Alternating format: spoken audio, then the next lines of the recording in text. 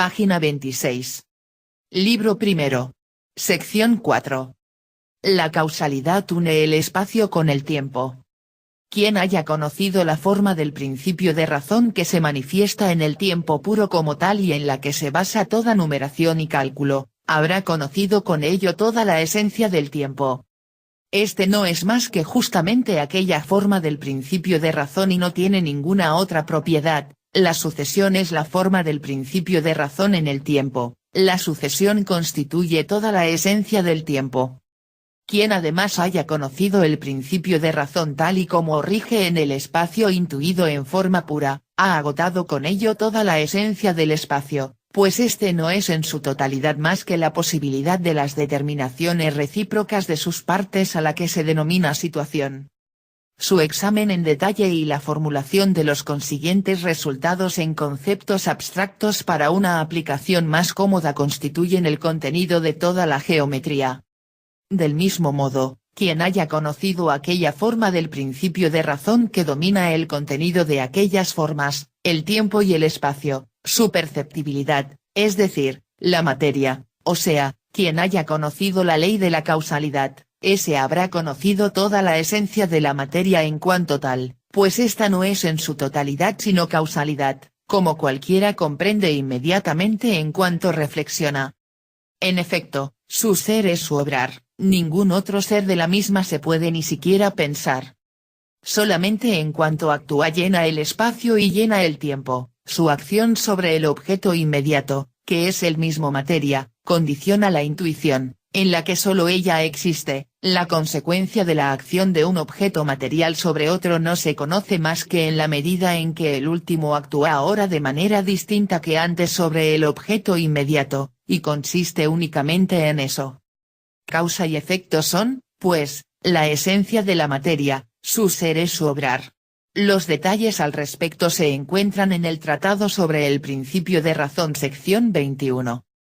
De ahí que en alemán se designe con sumo acierto con la palabra Wirklichkeit, realidad, actuar, efecto, eficacia, efectividad, actualidad, el contenido conceptual de todo lo material. Es admirable la propiedad de las palabras en algunas cosas, y el uso lingüístico de los antiguos designa algunas cosas de forma sumamente eficaz, siendo esa palabra mucho más significativa que realidad. Aquello sobre lo que actúa es a su vez materia. Toda su existencia y esencia consiste, pues, en la alteración regular que una de sus partes produce en otra, así que es totalmente relativa y conforme a una relación válida solo dentro de sus límites, o sea, exactamente igual que el tiempo y el espacio. Tiempo y espacio, cada uno por sí, son representables intuitivamente incluso sin la materia, pero la materia no lo es sin ellos. Ya la forma, que es inseparable de ella, presupone el espacio, y su actuar, en el que consiste toda su existencia, se refiere siempre a un cambio, o sea, a una determinación del tiempo. Pero el tiempo y el espacio no están supuestos por la materia cada uno por sí solo, sino que la unión de ambos forma la esencia de ésta, precisamente porque, como se mostró, consiste en actuar, en la causalidad. En efecto, todos los innumerables fenómenos y estados pensables podrían coexistir en el espacio infinito sin oprimirse o sucederse en el tiempo infinito sin molestarse, entonces no sería en absoluto precisa, ni siquiera aplicable, una relación necesaria entre ellos ni una regla que los determinara conforme a ella. Por consiguiente, en toda coexistencia en el espacio y cambio en el tiempo, en la medida en que cada una de ambas formas tuviera su existencia y curso por sí misma y sin conexión con la otra, no habría causalidad alguna, y, puesto que ésta constituye la verdadera esencia de la materia, tampoco existiría la materia. Mas el significado y necesidad de la ley de la causalidad se deben exclusivamente a que la esencia del cambio no consiste en la alteración de los estados en sí misma, sino más bien en que en el mismo lugar del espacio se da ahora un estado y luego otro, y que en un mismo tiempo determinado se produce aquí este estado y allí otro. Solo esa limitación recíproca del tiempo y el espacio da significado, y al mismo tiempo necesidad, a una regla según la cual ha de producirse el cambio. Lo que se determina con la ley de la causalidad no es, pues, la sucesión de los estados en el mero tiempo, sino esa sucesión en referencia a un determinado espacio, ni tampoco la existencia de los estados en un determinado lugar, sino en ese lugar dentro de un determinado tiempo. Así que el cambio, es decir, la alteración producida conforme a la ley causal, se refiere siempre a una determinada parte del espacio y a una determinada parte del tiempo a la vez y en unión. En consecuencia, la causalidad une el espacio con el tiempo.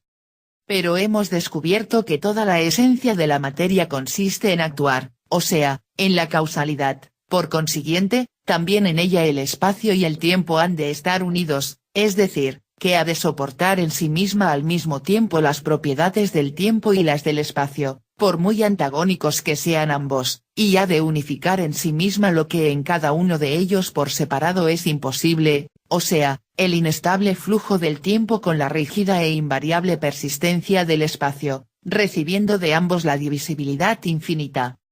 Conforme a esto vemos que gracias a ella surge la simultaneidad, que no podría darse ni en el mero tiempo, que no conoce la yuxtaposición, ni en el mero espacio, que no conoce ningún antes, después o ahora. Mas es la simultaneidad de muchos estados lo que propiamente constituye la esencia de la realidad, pues con ella se hace posible en primer lugar la duración, que solo se puede conocer en la alteración recibe ésta el carácter de cambio, es decir, de modificación de la cualidad y la forma bajo la permanencia de la sustancia, es decir, de la materia. En el apéndice se explica que materia y sustancia son una misma cosa. En el mero espacio el mundo sería fijo e inmóvil, no habría ninguna sucesión, ningún cambio, ninguna acción, mas junto con la acción se suprime la representación de la materia. En el mero tiempo, a su vez, todo sería pasajero, no habría ninguna permanencia, ninguna yuxtaposición, y por lo tanto ninguna simultaneidad ni duración, así que tampoco habría ninguna materia. Solo mediante la unión del tiempo y el espacio surge la materia, es decir, la posibilidad de la simultaneidad y con ella de la duración, y con esta a su vez la de la permanencia de la sustancia bajo el cambio de los estados. Esto muestra también la razón de la explicación kantiana de la materia como lo móvil en el espacio, pues el movimiento consiste únicamente en la unión del espacio y el tiempo. Al tener su esencia en la unión del tiempo y el espacio, la materia lleva el sello de ambos. Su origen espacial se documenta en parte por la forma, de la que es inseparable, pero en especial, y dado que la alteración solo pertenece al tiempo y que en este por sí solo nada hay permanente, por su permanencia, sustancia, cuya certeza a priori se deriva en su totalidad de la del espacio, y no del conocimiento del tiempo, como pretende Kant, según se explica en el apéndice, su origen temporal lo revela en la cualidad, accidente, sin la cual nunca se manifiesta, y que en sentido estricto es siempre causalidad, acción en otra materia, o sea, cambio, un concepto temporal. Mas la legalidad de esa acción se refiere siempre al espacio y el tiempo a la vez, y solamente así tiene significado. La única determinación que abarca la ley de causalidad es la de qué estado ha de producirse en este momento y en este lugar. En esa deducción de las determinaciones fundamentales de la materia a partir de nuestras formas cognoscitivas a priori se basa el hecho de que le atribuyamos a priori ciertas propiedades, a saber, el ocupar un espacio, es decir, la impenetrabilidad o la actividad, luego la extensión, la divisibilidad infinita, la permanencia, es decir, la indestructibilidad, y finalmente el movimiento. En cambio, el peso, pese a carecer de excepción, hay que contarlo dentro del conocimiento a posteriori, si bien Kant, en los fundamentos metafísicos de la ciencia natural, lo establece como cognoscible a priori. Nota, el sujeto tiene la facultad de conocer. Pero así como el objeto en general no existe más que para el sujeto como representación suya, tampoco cada clase especial de representaciones existe más que para una especial determinación del sujeto denominada facultad de conocer. El correlato subjetivo del tiempo y el espacio por sí mismos, como formas puras, lo denominó Kant sensibilidad pura, expresión esta que podemos conservar, dado que Kant abrió en esto el camino, si bien no es del todo adecuada, puesto que la sensibilidad presupone ya la materia. El correlato subjetivo de la materia o la causalidad, pues ambas son lo mismo, lo constituye el entendimiento, que no es nada más que eso. Conocer la causalidad es su única función, su única fuerza, y una fuerza de gran magnitud, que abarca una multiplicidad y tiene numerosas aplicaciones pero una inequívoca identidad en todas sus exteriorizaciones. Nota: la única función del entendimiento es conocer la causalidad. A la inversa, toda causalidad, o sea, toda materia y por tanto toda realidad, existe únicamente por y en el entendimiento. La primera, más simple y siempre presente manifestación del entendimiento es la intuición del mundo real. Esta consiste en el conocimiento de la causa a partir del efecto, y por eso toda intuición es intelectual. Nota: llegamos a la causa analizando el efecto.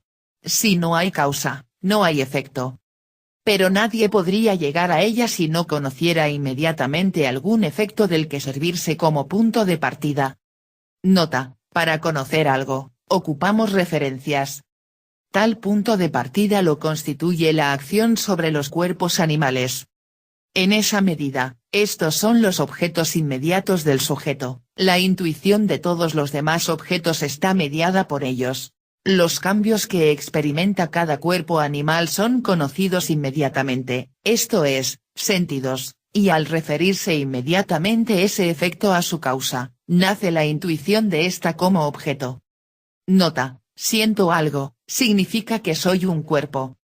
Esa referencia no es un razonamiento realizado con conceptos abstractos, no se realiza mediante la reflexión ni voluntariamente sino de forma inmediata, necesaria y segura. Nota: sin entendimiento no hay intuición. Es la forma cognoscitiva del entendimiento puro, sin la cual nunca tendría lugar la intuición, sino que quedaría simplemente una conciencia vaga, semejante a la de las plantas, de los cambios del objeto inmediato, que se seguirían unos a otros sin significado ninguno, siempre y cuando no tuvieran significado para la voluntad por no ser dolorosos o placenteros. Pero, así como con la irrupción del sol se presenta el mundo visible, igualmente el entendimiento, con su simple y única función, transforma de un golpe la oscura e insignificante sensación en intuición. Lo que el ojo, el oído, la mano sienten no es intuición, son meros datos. Nota: el entendimiento analiza la causa-efecto. Solo cuando el entendimiento pasa del efecto a la causa aparece el mundo como intuición extendida en el espacio, cambiante en la forma y permanente en la materia a lo largo del tiempo. Pues él une espacio y tiempo en la representación materia, es decir, actividad. Este mundo como representación existe solamente por y para el entendimiento. Nota: el pensamiento compara estados sensoriales. En el primer capítulo de mi tratado sobre la visión y los colores he explicado ya que el entendimiento crea la intuición a partir de los datos que ofrecen los sentidos, que el niño aprende a intuir comparando las impresiones que los distintos sentidos reciben de un mismo objeto, y que solo esto proporciona la clave acerca de tantos fenómenos sensoriales, la visión simple con dos ojos, la visión doble en el estrabismo, o la diferente distancia de dos objetos que están uno tras otro y se ven a la vez, como también la ilusión que se produce por un repentino cambio en los órganos sensoriales. Pero este importante tema lo he tratado mucho más detallada y fundadamente en la segunda edición del Tratado sobre el Principio de Razón. Todo lo dicho allí tendría aquí necesariamente su lugar, así que habría que repetirlo, pero, puesto que siento casi tanta aversión a plagiarme a mí mismo como a los demás, y no estoy en disposición de exponerlo aquí mejor que allí, remito a ahí en lugar de repetirlo, si bien lo doy por sabido. Nota: la intuición es un proceso neuronal. La intuición no es meramente sensual sino intelectual. El aprendizaje de la visión en los niños y los ciegos de nacimiento operados, la visión simple de lo que se percibe doble, con los dos ojos, la visión y el tacto dobles cuando los órganos sensoriales se desplazan de su posición habitual, la apariencia derecha de los objetos mientras su imagen está invertida en el ojo, la transposición a los objetos externos del color, que es una simple función interna, una división polarizada de la actividad del ojo, y, finalmente el estereoscopio. Todo eso son pruebas sólidas e irrefutables de que la intuición no es meramente sensual sino intelectual, es decir, conocimiento puro de la causa a partir del efecto por parte del entendimiento. Por consiguiente, supone la ley de la causalidad, de cuyo conocimiento depende toda intuición, y con ella toda experiencia, en su primera y completa posibilidad, y no es, a la inversa, el conocimiento de la ley de la causalidad el que depende de la experiencia, tal y como sostenía el escepticismo humeano, de Hume, que queda así refutado por primera vez. Nota: la ley de la causalidad se conoce con la intuición. Pues la independencia del conocimiento de la causalidad respecto de toda experiencia, es decir, su a prioridad, solo puede demostrarse a partir de la dependencia de toda experiencia respecto de él, y esto a su vez solo puede lograrse demostrando de la forma expuesta aquí y explicada en los pasajes citados, que el conocimiento de la causalidad está ya contenido en la intuición en general, en cuyo ámbito se halla toda experiencia, o sea, que es totalmente a priori en relación con la experiencia y está supuesto por ella como condición sin suponerla por su parte, pero eso no se puede demostrar de la forma en que Kant lo intentó y que yo he criticado en el Tratado sobre el principio de razón en la sección 23. Nota: la causalidad solo existe entre objetos. Página 28. Fin de la sección 4, libro primero.